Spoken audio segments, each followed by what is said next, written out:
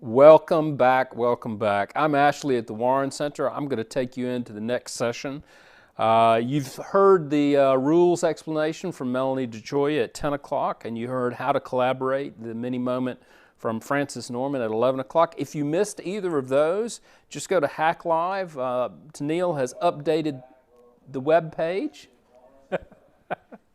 Tennille has updated the web page, and down at the bottom you'll see videos, links of the videos for the mini moments.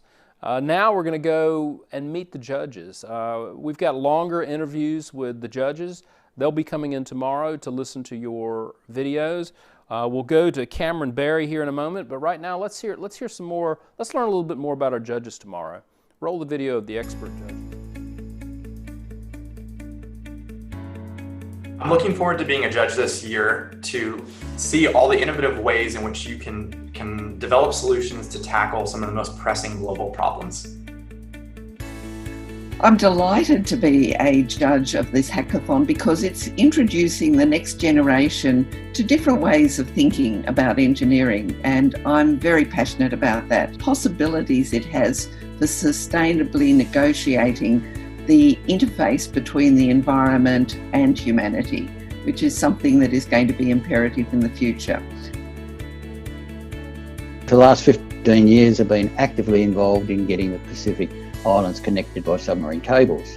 Important thing is development of those nations and the potential to make use of this effective communication and increased utilisation of their telecommunications. Hence the hackathon having a focus in the Pacific. It fits all of the ideas that I have on how to further the development of the well-being of Pacific Island peoples. I'm looking forward to this greatly because this nation is under pressure, along with so many other nations of the globe, due to all the natural disaster events, the coronavirus epidemic, and of course we in Australia looking at natural disasters of the usual kind, bushfires and the like. In all of this, brilliant people whose instinct is to help others are totally necessary. Is because of the great outcomes I saw last year, and this is my second year as a judge. And every time the groups presented to us as judges, I was just amazed at the way the teams came together. They thought about the same problem in really different ways. I'm particularly pleased to be a judge of this hackathon because it aligns very much with my views that engineering is the profession that results in impact on people's lives and livelihoods. As president of the World Federation of Engineering Organizations, I developed a vision and message that the UN Sustainable Development Goals, which are all about an integrated approach to development for people, for the planet, for prosperity, and for peace, all these goals involve engineering. I agreed to be a judge for the hackathon this year, not only due to my role as chair of the advisory board for the Warren Centre, but due to a deep passion in this space. I think that the opportunity to see all of the submissions and be involved in the judging panel today is a really great example for me of seeing all of the development and the emergency response and activity in action, and the application of all of the engineering skills that you've got to solving those real world problems. So it's really exciting for me.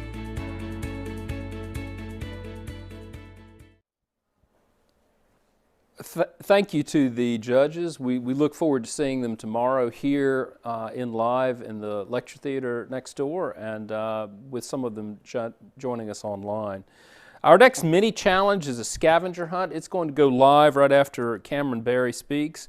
That mini challenge is a virtual scavenger hunt. There's a list of 7 random items that'll get posted on the Slack channel #mini-challenge, and the fastest 3 people or teams to post a picture of these items together on the channel will win lunch on us. Is that an individual or a team competition?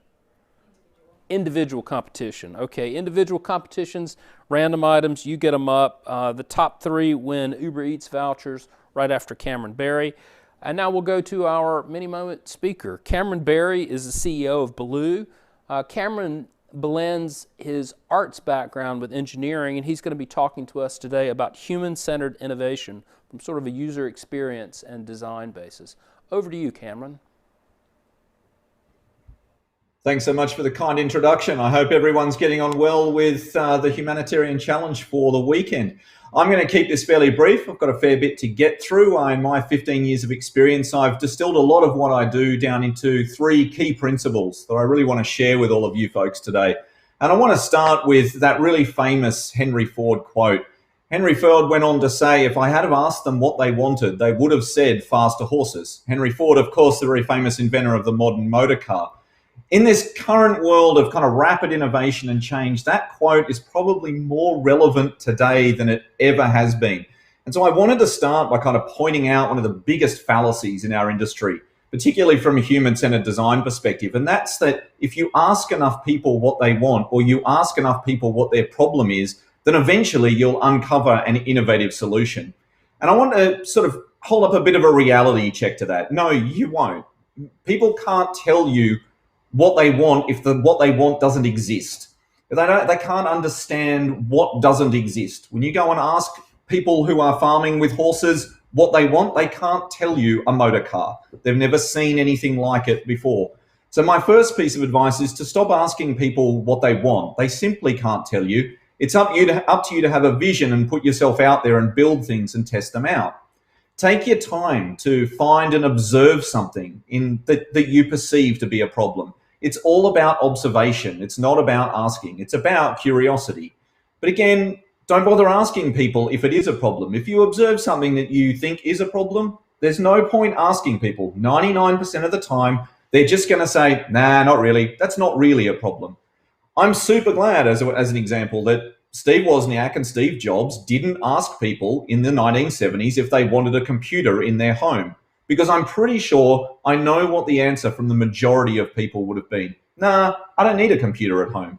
Imagine again, if Apple had have asked people in 2005 or 2006, do you think that it's a problem that you can't browse the internet on your phone? I'm pretty sure I can tell you right now, there would have been very few people saying, yes, that's a problem. Problems are not often known by people until the solution is in their hands. Switching to principle number 2 that I like to call fill in the gaps. It was 2010 and I was in San Francisco attending Apple's Worldwide Developer Conference. And a friend and I were on the same flight back home to Sydney, and he'd heard about how you could get luxury hire cars quite cheaply in San Francisco at the time. So we thought we'd throw caution to the wind and that we'd give it a go. And he ordered this hire car from his phone, and the driver arrived at our hotel and he drove us to the airport. And that was my first ride in an Uber, long before there was a low-cost Uber. And it was a revolution, compared to having to catch the train or try and flag down a cab or something else in America to get ourselves to the airport. This was really simple, it was luxurious, and it was really affordable. And people forget this. They forget that Uber pivoted. In the beginning, Travis had seen a gap that he believed he could fill efficiently and cheaply using mobile technology. And hire cars were that gap. So hire car drivers they're typically really busy in the morning and they're really busy in the afternoons and in the evenings. They're driving wealthy executives to and from the airport or to and from work. But the rest of the day, the middle of the day, they're typically sitting idle and not really doing very much. Now, most people would love to go in a swish hire car over a cab. What if we could connect those people that want to go in that hire car with those hire car drivers so that when they're just sitting around in the middle of the day with nothing else to do, with that idle time, they're able to make some extra money. The nice thing there is they're able to make some extra money without laying out additional capital. And this is the really important bit. What Travis had noticed is a group of people that have got a capitalized expense, as we call it, in this case, a car or hire car, that is not being actively utilized all through the day. So it gets big utilization in the morning, big utilization in the evening, and very little in the middle. And Travis's hypothesis was, if I could fill in that gap in the middle, I can make a market in that space and I can solve a problem. So by looking at problems and seeing what we call resource utilization, then the amount of time a capital resource, like an Uber car, is being used, we can find these novel and kind of cost-effective ways to innovate. Problems aren't always screaming at you. No one really felt that it was kind of hard to get to San Francisco Airport. But if we just look for inefficiencies or we look for gaps in the utilization of an asset, and you ask yourself, why is that inefficiency there? How can we leverage that thing, that resource, like Travis did with a hire car, for example? Is there a potential desire for it? Will people want to do I believe people might want to do that? And if so, what do we need to create to fill in the gap? How might we fill in that gap? I'll often start with this stuff by actually actively plotting the kind of allocation or use of a resource in a business. Let's say, for example, I was working with a local pizza place over on the Northern Beaches here where I live during COVID. Their pizza oven gets used about 10 to 12 hours a week tops, and they were having huge drops in revenue, and we were looking at how might they extend the usage of that pizza oven. They actually pivoted their business, started doing pizzas and shrink wrapping them and selling them, and their business has gone absolutely crazy. And it's gone crazy because they're actively utilizing a capitalized resource to deliver something people want. So much of this is about trying to engineer solutions with what you have available to you. My third principle that I really like to make sure everyone is really focused on when you're looking at human-centered innovation is hide the complexity. So in the late 90s, two mates came up with a great idea for a website. It would have a single input field, and that single input field would search the entire internet. And you all know what I'm talking about. Google was born. And as you, as engineers, grow into your careers, you're going to come across really common features in your product backlog from your product owners and from businesses that you work with that you're asked to build.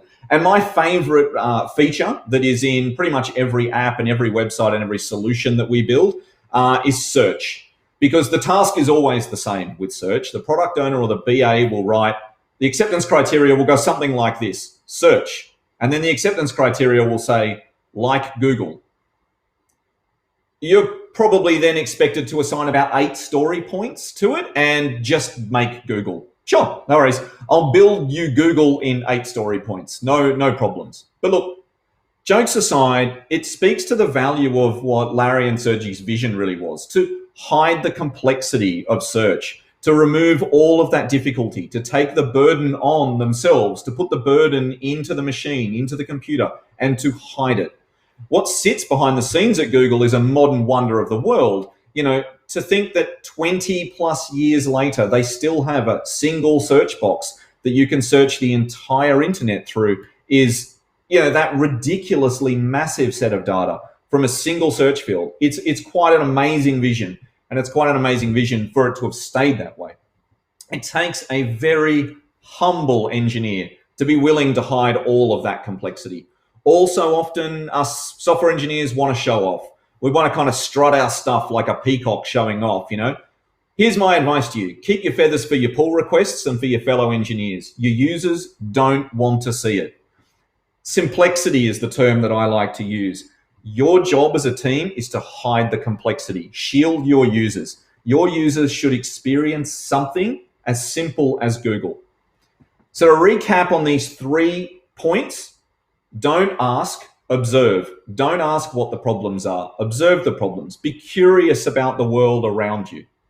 Fill in the gaps. When you observe, look for those opportunities where a resource is underutilized. Why does it exist? How can you use it? What do you need to build? And simplicity. Your job is to remove the complexity. And that's a whole lot easier than it sounds. 2 final points I'll leave you on.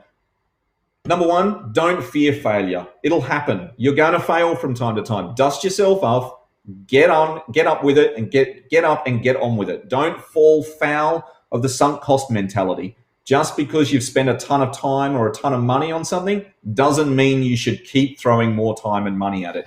And finally, my parting piece of advice for you and my parting principle is have fun. Finding innovative solutions is so much fun. Stay on top of everything that's going on. It shouldn't be a chore to stay on top of all the new technology and all the new everything going on. It should be a joy. Find a joy in it. Thanks for your time, folks. Thank you, Cameron. Now, Cameron's video and all the other videos from the mini moments today will all be online. It'll take us about 5-10 minutes to get those up, but they'll be there all on Hack Live. If you get lost any time during the day, just go to Hack Live. Everything is there that you need. And on Slack channel, #mini challenge, Ramin will have the Scavenger Hunt mini challenge up in just a minute. Get back to your work, and we'll see you in a little while.